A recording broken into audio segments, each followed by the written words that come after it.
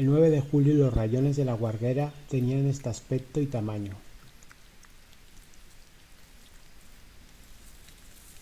Desde el momento del nacimiento hasta que tiene 6 meses de edad, presentan una típica coloración a rayas, como podemos ver en las imágenes.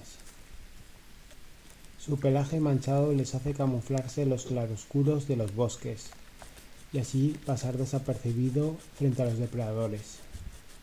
El 2 de agosto, casi un mes después, presentaba este rayón este aspecto.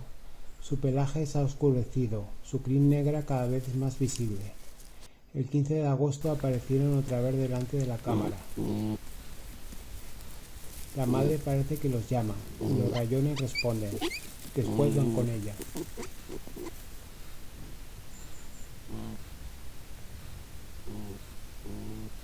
Se ha podido registrar que en las primeras etapas del desarrollo, los rayones han llegado a desarrollar más de 106 tipos de sonidos diferentes, que tienen la misión de comunicarse con la madre y con sus hermanos.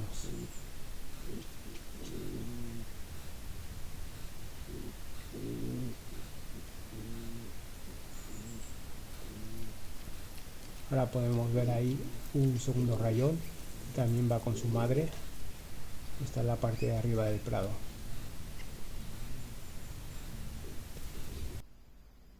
Comparación de tamaño y de aspecto un mes después.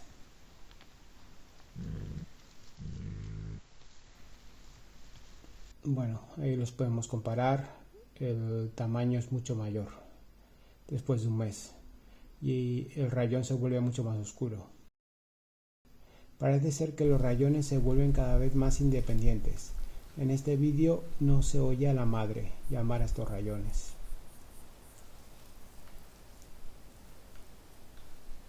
Bueno, se cree que en un mes un rayón puede duplicar su peso.